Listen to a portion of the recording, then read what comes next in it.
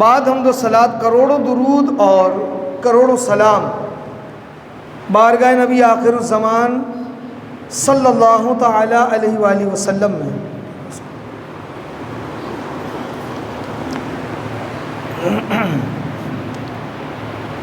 حضور سید عالم نور مجسم شفیع معظم نبی مکرم صلی اللہ تعالی علیہ وآلہ وسلم کا فرمان شان عالی شان ہے کہ قیامت کے دن میرے قریب سب سے نزدیک وہ ہوگا جس نے مجھ پر زیادہ درود پاک پڑھا ہوگا۔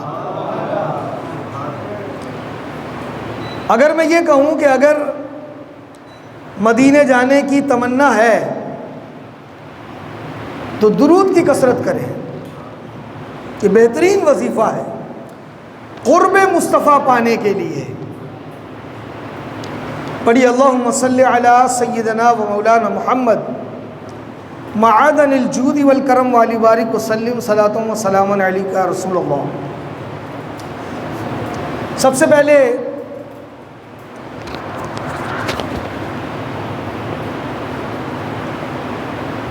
ویسے تو آج کا عنوان ریاست مدینہ ہے،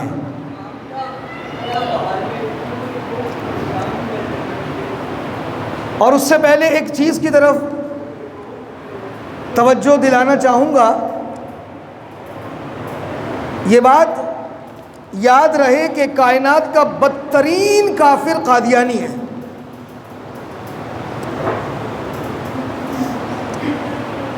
ایک وہ مذہب کے ماننے والے ہیں جو اللہ کو مانتے ہی نہیں ہیں، رسول کو مانتے ہی نہیں ہیں، بھلے وہ یہود و نصارہ جنہیں ہم کتابی سمجھتے ہیں، ان کے بھی جہنم میں طبقے ہیں، اور سب سے نچلا طبقہ ان لوگوں کا ہے جو بظاہر تو مسلمان بنے پھرتے ہیں لیکن ہے منافق۔ تو بدترین کافر کون سا ہوا؟ جس نے لبادہ شکل و صورت مسلمانوں والی بنا رکھی ہے، اور اسی گروہ میں قادیانی بھی ہے۔ 298 یہ بھی ایک قانون ہے۔ 295 سی ناموس رسالت کا قانون ہے، 295 بی صحابہ کے بارے میں یہ قانون ہے، ان کی عزت و ناموس کا، اور 289 یہ ایک قانون ہے۔ اب یہ قانون ہے کیا؟ یہ قانون ہے کہ قادیانی شعار اسلام، جو اسلام کے شعار ہیں، ان کو نہیں اپنائے گا۔ بھائی اسلام اور اسلام سے متعلق جتنی بھی چیزیں ہیں وہ کس کے لیے؟ ہندوؤں کے لیے، کافروں کے لیے، یہودیوں کے لیے، نصرانیوں کے لیے نہیں، مسلمانوں کے لیے، اسلام کے ماننے والوں کے لیے۔ اب ایک شخص یہ کہے کہ میں نبی کوئی نہیں مانتا، ختم نبوت کا منکر ہو، تو وہ مسلمان ہی نہیں ہو سکتا، کیونکہ توحید و رسالت کے اقرار کا نام ہی تو اسلام لانا ہے نا، مسلمان ہونا ہے۔ توحید و رسالت کے اقرار سے بندہ مسلمان ہوتا ہے۔ تو رسالت کے منکر کو مسلمان نہیں کہیں گے، تو ہمارے ہاں اگر یہ قانون نہ بھی ہو تو بھی ختم نبوت کے منکر کو کافر ہی کہیں گے۔ یہ تو اللہ رب العزت کی کروڑ کروڑ رحمت نازل و قائد اہل سنت اور ان کے رفقا، جن کی انتھک جد و جہد کے بعد وطن عزیز جو اسلام کے نام پر حاصل کیا گیا، کلمے کی بنیاد پر جس کا قیام مارز وجود میں آیا، ان بزرگوں کی محنت سے انہوں نے اسمبلی میں اس بل کو پاس کروایا کہ قادیانی چونکہ ختم نبوت کا منکر ہے وہ مسلمان نہیں ہے۔ تو کہنے کا مقصد یہ کہ اگر یہ قانون نہ بھی ہو تو بھی کافر تو کافر ہی ہوگا نا، چونکہ وہ اللہ کے رسول کو نہیں مانتا۔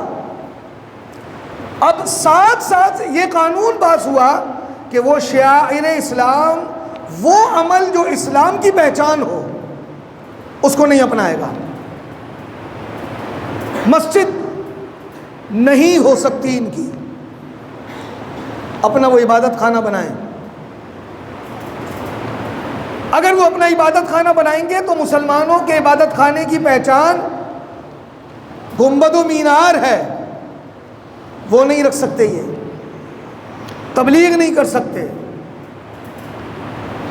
اچھا ہو تو قادیانی اور آگے لگائے سید، اس کو سید کیسے مانیں گے؟ اگر کوئی شخص مسلمان تھا اور سید گھرانے سے بھی تھا اور وہ مرتد ہو گیا، کافر ہو گیا، قادیانی ہو گیا، تو یہ تو ایسا ہی ہے کہ جسم سے جڑا ہوا حصہ الگ ہو جائے، الگ ہو گیا وہ۔ اب آئے مقصد پہ، پرسوں جو ہے وہ عجیب و غریب فیصلہ ہوا سندھ ہائی کورٹ میں، جس کی طرف توجہ دلانا چاہتا ہوں کہ مسلمانوں آنکھیں کھول کے رکھو، صرف روٹی ہی کا چکر یہ آپ کی دنیا میں آنے کا مقصد نہیں ہے۔ اپنے اسلام کے تحفظ اور شعائر اسلام کا تحفظ بھی اس کے ماننے والوں پر لازم آتا ہے۔ ایک شخص شعائر اسلام کو استعمال کرے، اس پر ایف آئی آر ہوئی، اب کیس چل رہا ہے۔ ہوتا یہ ہے کہ ہائی کورٹ سے جو ہے نا سیشن کورٹ میں کیس جاتا ہے نیچے، وہاں سے ضمانت ہوتی ہے۔ اب ایک شخص ہے بھی وکیل اور اسلام کا شعار، اس پر ایف آئی آریں ہوئیں، کیس چلا۔ عمر سیال جو جسٹس ہے، اس نے پولیس افسران کو بھی یہ کہا کہ اس کیس میں آئندہ ان کو آپ نہیں لائیں گے۔ اچھا ایک ضمانت ہوتی ہے، زر ضمانت، پیسوں کی ضمانت، اس قادیانی کو بری بھی کیا گیا، اس کی ضمانت بھی ہوئی اور ہوئی بھی 1000 روپے پہ۔ یہ کتنی بڑی سازش ہے کہ اسلام کی جس پر بنیاد کھڑی ہے ان چیزوں کو کھوکھلا کیا جائے۔ اور بالکل میرے امام نے صحیح کہا تھا، سونا جنگل، رات اندھیری، چھائی بدلی کالی ہے، سونے والوں جاگتے رہیو، چوروں کی رکھوالی ہے۔ کہاں فریاد کریں گے آپ جب کورٹ ایسے فیصلے دے؟ یہ اس کی ہم بھرپور مذمت کرتے ہیں اور بتانے کا مقصد یہ ہے کہ اے مسلمانوں جاگ جاؤ، جاگ جاؤ، ورنہ جس طرح قادیانیت پروان چڑھ رہی ہے نا، ہم ہاتھ ملتے رہ جائیں گے، یہ اسٹیٹ بھی، یہ وطن جو ہے نا پھر ان کے حوالے ہو جائے گا۔ ایسا ہوگا نہیں جب تک ایک ایک عاشق رسول اور اس کے سینے میں دھڑکتا محبت رسول کا دل ہے اور اس کے وجود میں خون کا ایک قطرہ بھی باقی ہے، وہ انشاءاللہ اپنی جان تو دے دے گا، وہ خاموش نہیں بیٹھے گا۔ تو اس پر کام ہو رہا ہے پچھلے 1.5 سال سے، جس میں سر فہرست جو ہے وہ تاجدار اہل سنت علامہ سید شاہ تراب الحق قادری رحمۃ اللہ تعالی علیہ کے بھانجے و داماد پیر زمان علی شاہ صاحب جو ہے اس پر کام کر رہے ہیں۔ اللہ ان لوگوں کو اپنے مقصد میں کامیابی عطا فرمائے اور ہمیں اور اس وطن عزیز کو قادیانیت کے فتنے سے محفوظ و پاک فرمائے، کہیں آمین۔ اب آئیں، آج کا عنوان تو ویسے تھا کہ ریاست مدینہ ہے کیا؟ صرف لفظوں کے استعمال کا نام ریاست مدینہ نہیں ہوتا۔ آ جائیں تاریخ کے ایک سنہرے باب کی طرف۔ مسجد نبوی شریف ہے،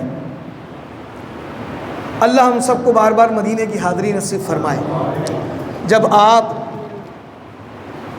دربار رسول میں جانے کے لیے جائیں گے تو باب السلام سے داخل ہوں گے۔ باب السلام سے گھستے ہیں تو مسجد نبوی شریف کا بالخصوص وہ حصہ، مسجد تو دائیں بائیں پیچھے تک جس کے ایک کم 10,000 ستون ہو تو کتنی بڑی مسجد ہوگی وہ؟ ایک کم 10,000 ستون. یعنی دربار رسول صلی اللہ علیہ وسلم جہاں پر ہے وہ جو مخصوص حصہ ہے مسجد کا، جو ترکیوں کا ایک محبت بھرا شاہکار ہے. کبھی موقع ملا تو اس موضوع پر بھی بیان ہوگا کہ وہ کہتے ہیں نا کہ محبت اور عشق کی مثال تاج محل ہے. نہیں، مسجد نبوی شریف ہے کہ اس کو کس طرح عاشق رسول کس انداز میں اور کیا جد و جہد کر کے ایک محبت کی مثال قائم کی. بہرحال تو وہ جو ترکیوں کا بنایا ہوئے دور کا مسجد نبوی شریف کا حصہ ہے، جہاں محراب رسول ہے، منبر رسول ہے، ریاض الجنہ ہے، اصحاب صفہ کا چبوترا ہے، سبز جالیاں ہیں، مقدس ستون ہیں، ستون لبابہ، ستون عائشہ، ستون السریر، ستون حنانہ، ان کی ایک تاریخ ہے. وہ جو مقدس مقام ہے نا، وہ مسجد نبوی شریف کا مین حصہ، ایک روحانیت ہے اس میں. تو جب آپ دربار رسول میں حاضری کے لیے اندر آئیں گے تو آپ کے سیدھے ہاتھ پر ایک کھڑکی نما چوکھٹ لگی ہے. وہ کیا ہے؟ اس مقام پر حضرت سیدنا عباس بن عبد المطلب کا گھر تھا. کھڑکیاں تو اور بھی ہیں، روضہ رسول کی طرف منہ کریں تو آپ کی الٹی جانب قبلے کی طرف بھی ایک کھڑکی ہے. وہ سیدہ حفصہ کا گھر تھا. دور فاروقی میں اجازت طلب کی ام المومنین، آپ کے گھر کو ہم مسجد میں شامل کرنا چاہتے ہیں. کہا میں تو نہیں دیتی. کس کی بیٹی ہے؟ فاروق اعظم کی. ام المومنین سیدہ حفصہ بڑی کوشش کی کہ آپ مان جائیں. کہا ایک شرط پہ دوں گی، میرے اس گھر کا دروازہ، یہ کھڑکی وہ دربار رسول کی طرف کھلی رہے گی، کبھی بند نہیں ہوگی. کتنے زمانے کے نشے و فراز آئے، وقت گزرے، ادوار گزرے، آج بھی وہ کھڑکی کھلی ہے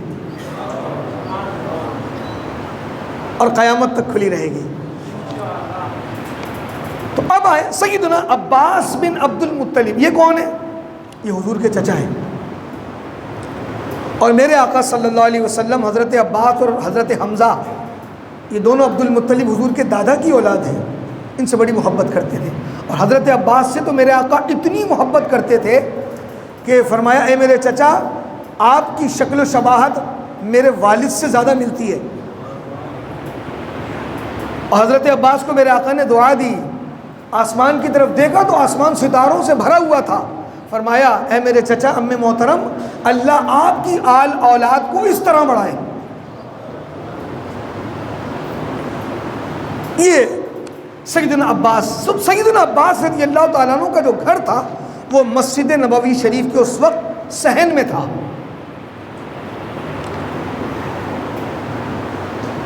اس وقت مسجد نبوی شریف اتنی وسیع ہے کہ حضور کے دور میں جو شہر مدینہ تھا وہ سب مسجد میں داخل ہے. کتنی وسیع ہوگی. تو سیدنا عباس کا گھر تھا اور گھر کے باہر ایک پرنالہ لگا ہوا تھا جس سے بارش کا پانی گرتا تھا. بارش ہوئی، پانی گرا، صحن مسجد میں گرا. لوگوں نے، اس وقت کے امام کون تھے یاد رہے، ایک امامت صغرا ہوتی ہے، ایک امامت کبرا ہوتی ہے. چھوٹی بڑی امامت کہہ لیں آپ اسے. صغرا مانے چھوٹا، کبرا مانے بڑی. تو کیا دور تھا کہ ہر شخص اس بات کی اہلیت رکھتا تھا کہ وہ مسلمانوں کی نماز پڑھا دے. آج امام صاحب نہ ہو تو ایک دوسرے کو شاید لوگ کونی مار کے بولے تو اور شاید اپنی پڑھ کے گھر چلے جائیں. اہلیت نہیں رہی نا. ہم میں وہ اہلیت ہی نہیں ہے کہ ہم لوگوں کے امام بن سکیں یا چند لوگ جمع ہو جائیں. تو بہرحال تو سیدنا فاروق اعظم رضی اللہ تعالیٰ عنہ وہ خلیفۃ المسلمین بھی ہیں، امیر المومنین بھی ہیں، ایک ریاست کے بے تاج بادشاہ ہیں. اور مسجد نبوی علیہ صاحب والصلاۃ والسلام کی امامت صغرا بھی ان کے پاس ہے. مسلمانوں کی امامت جو ہے نا، قوم کا امیر ہونا، امام ہونا، وہ امامت کبریٰ ہے. تو دونوں امامت فاروق اعظم کو حاصل ہے. لوگوں نے فاروق اعظم سے شکایت کی کہ امیر المومنین، یہ پرنالہ ہے، اس سے پانی گرتا ہے اور لوگوں کے اوپر کپڑوں میں چھینٹیں آ جاتی ہیں، تو اس کے بارے میں کچھ توجہ فرمائیں. فرمایا کہ اگر لوگوں کو اس سے تکلیف ہوتی ہے تو اس کو اتار دیتے ہیں. اس پرنالے کو ہٹا دیا گیا. مسئلہ یاد رہے، جب تک یقین نہ ہو کہ یہ پانی گٹر کا گندا پانی مکس ہے، اس وقت تک وہ پانی ناپاک نہیں ہوتا. بارش کا پانی ناپاک نہیں ہے. روڈوں پہ پانی کھڑا ہوتا ہے نا بارش کا، وہ ناپاک نہیں ہوتا. ہاں یقین ہے کہ گٹر بہے گا، اس میں مکس ہو گیا ہے، نظر بھی آ رہا ہے، تو پھر ناپاک ہے.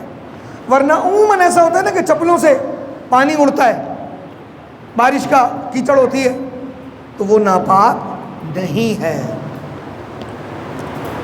کہا وہ لوگوں کو اس میں چھینٹیں آتی ہیں، اتروا دیا. اگلے روز حضرت سیدنا عباس رضی اللہ تعالیٰ عنہ، جن کا وہ گھر ہے، وہ قاضی وقت کے پاس، کس کے پاس؟ قاضی شریح رضی اللہ تعالیٰ عنہ کی بارگاہ میں پہنچ گئے. کہا حضور، میری اجازت کے بغیر میرے گھر کے پرنالے کو اتار دیا گیا. کیس ہے نا یہ. وہ کیس بھی ایک چیف جسٹس کے پاس گئی. کہا جی کس نے کیا یہ عمل آپ کی اجازت کے بغیر؟ کہا امیر المومنین فاروق اعظم نے. شاید آپ کو یاد ہو کہ غازی اسلام ممتاز قادری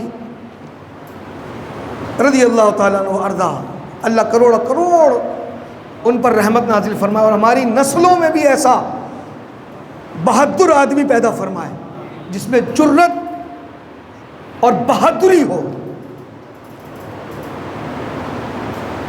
ایک گورنر تھا، انتہائی بے باک تھا، اس کی بھی ڈوریاں قادیانیوں سے ملتی تھیں، اور اس کو سمجھایا. اس ایلیٹ فورس کے مجاہد نے، جو اس کا ایک محافظ تھا بظاہر، کہ سر ایسا آپ کر رہے ہیں اور آپ اس کو سپورٹ کر رہے ہیں جس کو جو ہے وہ سپریم کورٹ نے جو ہے وہ اس کی گستاخیاں ثابت ہوئیں. وہ حضور کی بارگاہ میں گستاخی کرتی تھی. ازواج رسول بالخصوص ماں عائشہ صدیقہ کو اس نے گالیاں دیں اور اس کا اس نے اقرار بھی کیا. آپ اس کی سپورٹ نہ کریں. بہرحال ایف آئی آر بھی نہیں کر سکتی تھی. ہمارے یہاں قانون ہے کہ گورنر کے خلاف بھی ایف آئی آر نہیں ہو سکتی، بھلے وہ جو چاہے کرے. لیکن آپ دیکھیں کہ حضرت عباس قاضی شریح کی بارگاہ میں پہنچے، اور کیس بھی کس کے خلاف؟ کس کے خلاف؟ 36,000 مربع میل سلطنت کا بے تاج بادشاہ امیر المومنین سیدنا فاروق اعظم کے بارے میں. اب کوئی بات نہیں، امیر المومنین کو کٹہرے میں بلا لیا جائے گا. یہاں تو دو پھول والا ہی نہیں، پھولے نہیں سماتا، کوئی کر کے دکھائے میرے خلاف. اگلے دن سیدنا فاروق اعظم جو ہیں وہ عدالت میں موجود ہیں. اسے عدالت ہی کہوں گا میں. اب عدالت نہیں، اب تو کورٹ ہے. جہاں عدل نہ ہو وہ عدالت کیا؟ اعتماد اٹھائے لوگوں کا. سیدنا فاروق اعظم بھی کھڑے، اور ایک طرف مدعی وہ کون ہے؟ حضور کے چچا حضرت عباس بن عبد المطلب. جی کیا فرماتے ہیں آپ امیر المومنین کے سامنے؟ ارشاد فرمائیں. اچھا، صحابہ حضرت عباس سے بڑی محبت کرتے تھے، بہت محبت کرتے تھے. حضرت علی کرم اللہ وجہ الکریم کو میں نے قول پڑھا، میں حیران رہ گیا کہ وہ حضرت عباس کے قدموں کو چھو کر کہتے ہیں کہ یا ام محترم. جس طرح حضور کا رشتہ چچا کا ہے نا، حضرت علی کا بھی ہے. کہتے ہیں کہ آپ مجھ سے راضی ہو جائیں حضرت علی. تو حضرت عباس رضی اللہ تعالیٰ عنہ کہتے ہیں جی کہ قاضی محترم کیس یہ ہے کہ میری اجازت کے بغیر میرے پرنالے کو اتار دیا گیا، یہ دعویٰ ہے۔ اب امیر المومنین سے قاضی شریح رضی اللہ تعالیٰ عنہ مخاطب ہوئے اور کہا یا امیر المومنین آپ اس کے بارے میں کوئی صفائی پیش کریں گے؟ کہا ہاں، کچھ لوگ میرے پاس آئے تھے جنہیں اس بات کی شکایت تھی کہ اس سے پرنالے سے پانی گرتا ہے جس کی چھینٹیں اڑتی ہیں، تو اس کو ہٹا دیا گیا۔ قاضی صاحب متوجہ ہوتے ہیں، حضرت عباس بن عبد المطلب کی طرف کہا اس دعوے کا جواب آ گیا، اب آپ کیا کہتے ہیں؟ کہتے ہیں کہ بات دراصل یہ ہے کہ ایک مرتبہ رسول اللہ صلی اللہ علیہ وسلم تشریف لائے اور میرے گھر کے اس پرنالے کو میرے آقا علیہ الصلوۃ والسلام نے اپنے ہاتھوں سے نصب فرمایا۔ ابھی مزید بات ہی نہیں ہوئی، سیدنا فاروق اعظم فوراً کھڑے ہو گئے، فرمایا بس ختم بات، رسول اللہ نے اس کو لگایا۔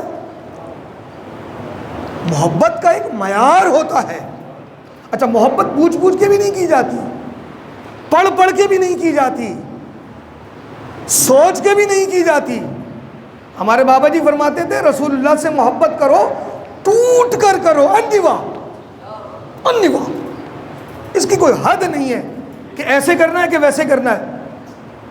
کہا بس کھڑے ہو جائیں، کہا کیا کرنا ہے؟ کہا جب رسول اللہ نے لگایا تو عمر کی کیا مجال کہ اس کو نکالے۔ وہ پرنالہ لایا گیا،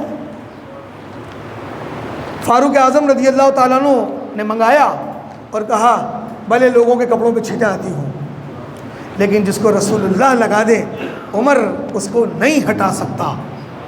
آپ کے آنکھوں میں آنسو ہیں، کہتے ہیں کہ اے ام محترم رسول اللہ کے چچا مجھے معاف کر دیں، مجھ سے غلطی ہو گئی اور یہ پرنالہ واپسی لگا دیں۔ لیکن اب یہ تو رسول اللہ نے لگایا تھا نا، رسول اللہ کے مقدس ہاتھ لگے تھے، اور اب آپ لگائیں اور آپ مجھ پر سوار ہو کر لگائیں، یہ محبت ہے کہ اس پرنالے کو دوبارہ اپنی جگہ پہ نصب کر دیا گیا۔ اور آج بھی میں نے بتایا نا کہ جب آپ دربار رسول میں جانے کے لیے جائیں گے نا تو تھوڑا سا ہی اندر گزریں گے تو سیدھے ہاتھ پہ آپ کو ایک کھڑکی سے نظر آئے گی، غالباً وہ 1.5 فٹ چوڑی اور 2.5 فٹ بڑی اس طرح ہے وہاں پہ۔ اب میں سوچنے لگا کہ یہاں حضرت عباس کا گھر تھا، کیا اتنا اونچا تھا؟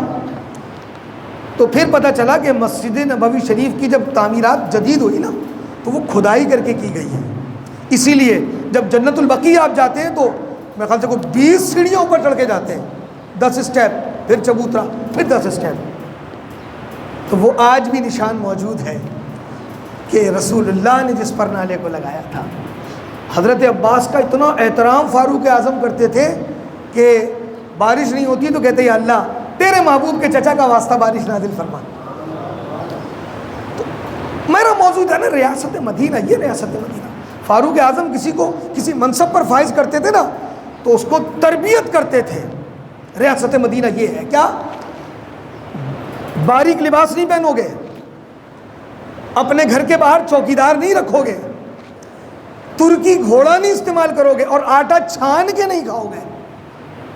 شماس نام تھا ایک گورنر کا، میں نے پڑھا تھا کہیں، اس کے خلاف رپورٹ آئی آپ کے پاس کہ وہ آپ کے کیے ہوئے عہد کے خلاف کرتے ہیں۔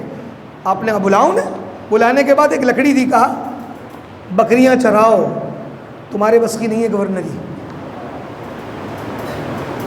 یہ ریاست مدینہ۔ فاروق اعظم نماز کے لیے آئے تو ایک صحابی کہتے ہیں امیر المومنین رک جائیں، بیت المال سے کچھ کپڑا تقسیم ہوا تھا اور آپ کے قد تو طویل ہے نا، بلند قامت ہیں آپ، 100% وہ کپڑا اتنا بڑا تھا ہی نہیں کہ آپ کا کرتا سل جائے۔ یہ کرتا کیسے سل گیا؟ کون کہہ رہا ہے؟ امیر المومنین کے بارے میں۔ تو اتنے میں عبداللہ ابن عمر کھڑے ہوئے اور کہا کہ یہ بقیہ کپڑا میں نے اپنا پیش کیا ہے۔ تو سوال ہو تو جواب دینا نہیں گوارا کرتے اس زمانے کے حکمران لوگ۔ اور وہ صفائی دیتے تھے کہ اگر کسی کے ذہن میں کوئی غلط فہمی ہے اس کا جواب ہے۔ سیدنا فاروق اعظم کے 2 بیٹے عبداللہ اور عبید اللہ، وہ کہیں گئے نا تو وہاں کے گورنر نے کہا کہ ایسا کریں فلاں مقام آپ کو کچھ پیسے دیتے بیت المال میں جمع کرا دیں، مختصر بات، بیت المال میں جمع کرا دیں، مدینے جا رہے ہیں تو یہ پیسہ لے جائیں، لیکن ایک کام اور کریں، فلاں مقام سے آپ گزریں گے نا تو وہاں ایک ایسی چیز ملتی ہے جو مدینے میں نہیں ملتی، وہ خرید لیں اور اس کو مدینے میں بیچ دیں، جو نفع حاصل ہو تو آپ کا ہے، باقی مال جمع کرا دیں۔ انہوں نے ایسے ہی کیا۔ فاروق اعظم کو جب پتہ چلا نا دونوں کو طلب کیا، کہا یہ کیا کیا تم نے، مال تو بیت المال کا ہے اور اس مال سے جو آپ نے نفع حاصل کیا وہ بھی بیت المال میں جمع کرائیں۔ یہ ہے ریاست مدینہ۔ یہاں تو جو ہے وہ کوئی بھی کہیں چلا جائے، کوئی انعام مل جائے نا تو وہ سمجھتے ہیں ہمارا ہے، اور ایسا ہوا ہے فاروق اعظم کے دور میں۔ ایک گورنر کو کچھ چیز ملی تو فاروق اعظم نے فرمایا اس کو بیت المال میں جمع کراؤ، کہا یہ تو مجھے دی ہے، فرمایا نہیں، اگر تم گورنر نہیں ہوتے تو تمہیں ملتی، یہ تمہارے منصب کو ملی ہے۔ بہرحال باتیں تو کہاں سے کہاں نکل جائیں گی جو آپ کی سوچوں تک لے جائے گی، لیکن اللہ ہمیں ایسی ریاست مدینہ عطا فرمائے جس میں کوئی فاروق اعظم کا نائب آئے، کوئی صدیق اکبر کے نقش و قدم پہ چلنے والا آئے۔ اور اس وقت ہمارے وطن عزیز کو ضرورت ہے کہ ہم حضور کے نظام کو اپنائیں، اس کے علاوہ کوئی حل نہیں ہے۔ اللہ رب العزت ہمیں اپنے مقاصد میں کامیابی عطا فرمائے، آمین بجاہ سید المرسلین وما علیہ الا البلاغ۔